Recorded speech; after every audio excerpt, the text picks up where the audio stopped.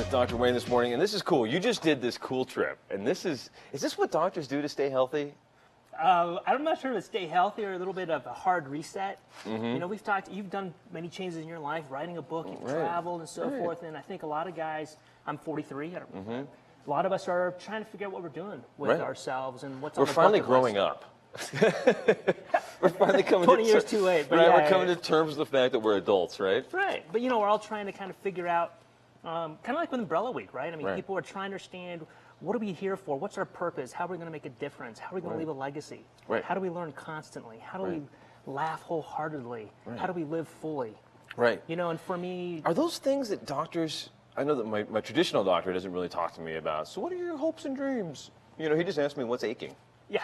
Well, I think we're trying to now transitioning in healthcare to understanding the whole body. You know, what's going on with your mind, body, spirit? You know, where do you want to be in 1 year, 5 years, 10 years? Is that something... Is that you because that's you thinking that way? Or is that stuff that you have picked up through the medical literature? Is that stuff they taught you in medical school? Boy, that's a tough one. I think it's really just life experiences. You know, been able to travel through the journey of breast cancer with my wife recently. She was 41 when she was diagnosed. We finished up surgery and chemotherapy and so forth. And you begin to put life in a little different perspective. And what does it all mean? And where am I going? And, you know, what's the total picture? So I know you're an entrepreneur, and you launched the company MDforMen, what, about 2 years ago, 3 years ago now? 16 months ago. 16 months ago. Yeah. And it's basically men's health from the male perspective, right? Oh, exactly. Whether it's like a vasectomy, in and out, 30 minutes, simple, safe, and effective, 5 flat screen TVs. We're trying to change the way guys see healthcare. Was there, you know, all the entrepreneurs I talk to, they always talk about a pain point in their thing, and then that's the actual like entrepreneurial term for this is the pain point, and you try to solve it. You know, like I've got dumpy coffee, well I'll make better coffee, kind of thing. And was there something lacking in that business when you went into this? Did you say, wow, nobody's paying attention to men's health on this kind of level and wanting to talk about these kinds of issues? Yeah, I think we've always been talking about the issues, testosterone, erections, prostate health, prostate cancer screening, testosterone. But I don't think we've been delivering the message in a way that Neanderthals, man, we have a simple processor, or Windows 7. And we see Windows things. 7. We see things. It's like, I got Windows 98, man. I'm like, you know, and guys don't see things the same way that society's presenting them. And we need to change that way. Guys want things simple, safe, effective, efficient, in ways that we can digest it. We don't seek health. We don't want to deal with that stuff until it's too late. And we need when your wife starts saying, "Dude, you're not performing the way I'm." And you got to have somebody to talk to in an adult way, you know. Exactly. I mean, and that's the place it is for us, is to create a place. You know, vasectomies. It's real easy. You come in, it's a single visit. You don't have to do the walk of shame more than once, you know. And you're in and out. You don't have. When I had mine done, my legs were up in the air. The guys working between my legs, needle, scalpel, and now we have guys. Horrible. No, we just have guys lay flat, 10, 15 minutes. We chit chat. I use an anesthetic spray. A couple spritzes on both sides. That sounds great. You know, so you're taking something that guys are fearful of, and helping guys overcome that fear. And then with the flat screens, you can watch the game the whole time. No, it's funny. In the waiting, we call it the man cave. Awesome. And it's got 5 flat screen TVs. And during the FIFA World Cup, guys were like, you know, their brains are numb. I love watching all that stuff. It's an anesthetic for the brain, male brain. I think soccer is. Yeah, exactly. Well, soccer, football, anything, any sports, sports is. You sit there and you just get involved in it, and you forget about everything else going on, right? Yeah. I love it. So I've been wondering too. You know, we've talked briefly about the testosterone thing, and I hear sometimes these radio commercials, and they're like, "Do you have low T? You need to beef up with our." And I'm like, "Come on, man! This sounds like some kind of." It just sounds like a scam when you hear it on the radio, like low T and you need to beef up. But there is a medical thing beyond that, right? Yeah, we call it hypogonadism. Okay. And it's a real thing. Just like you know, folks might go in and get their thyroid levels adjusted, for example, right? So testosterone is also involved with the whole body thermostat. You know, whether it's bone density, muscle mass, decreasing the amount of fat around your trunk, mood stability, erections, libido, energy, fatigue, reducing fatigue.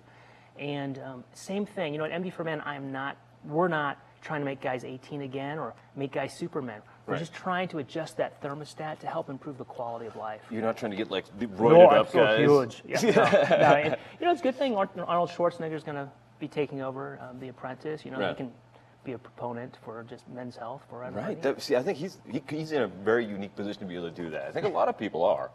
But no, I think it's gotten a bad rap for several reasons. One is that society hasn't really addressed it properly.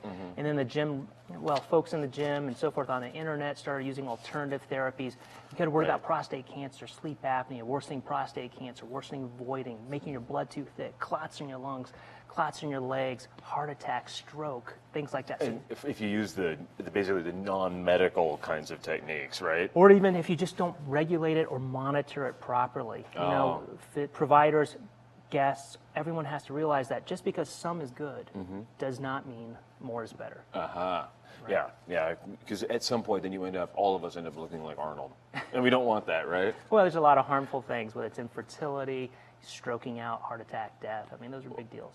No doubt. Yeah. No doubt. So, I mean, how do you, when someone comes into your office, and do they say, I mean, do they have to have that conversation like, so I'm not really doing well and where it counts, doc? I mean, how do you have to have that conversation with somebody? Do you have that? You know, it's really easy. I think it's because we've changed the tenor, the tone of where we're at. Yeah. You know, we don't have glove boxes on the wall, needle boxes on the wall. It's just two guys chit-chatting about what's going on in their lives. Exactly. You know, and it's very easy because we've got all the discussion already laid out for people. Right. And, you know, the staff are very welcoming and they're very used to talking about it. That sounds like the fun part of the job because you're more of a counselor than you are a physician at some point, right? I think so. You know, we talk about relationships. We talk about, you know, whether we're dealing with erectile dysfunction, it takes two to tango. Right. So sometimes I'm even giving sexual advice for the women, whether or not, you know, if it's working for them, how to satisfy them, or also helping guys figure out what they're doing with their lives. Right. That's the fun part. Really. Right. Well, if your mind is on other things and you're worried about work or you're worried about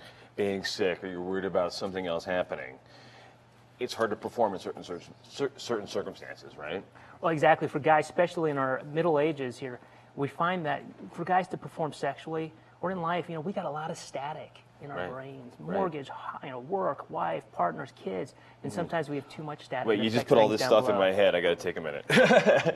No, but it's important to help guys figure out that it's really a lot of mind and body, and how do we help guys perform at their maximum? How do we optimize their life? How do they become version 2.0, the person they always wanted to be? Yeah, become the Windows 10 instead of the Windows 7. Exactly. That's it. Well, great. Well, we're going to be back in a couple of seconds on the Morning Brew. We got a whole bunch more great stuff on the show today. Did you talk to Barry from the zoo? Did you bring an animal? Or is that... He brought some fake animals. He's got some animals over there. Nice. We're going to be talking to these guys. That'll be fun. We got a whole bunch more of the Morning Brew with friends.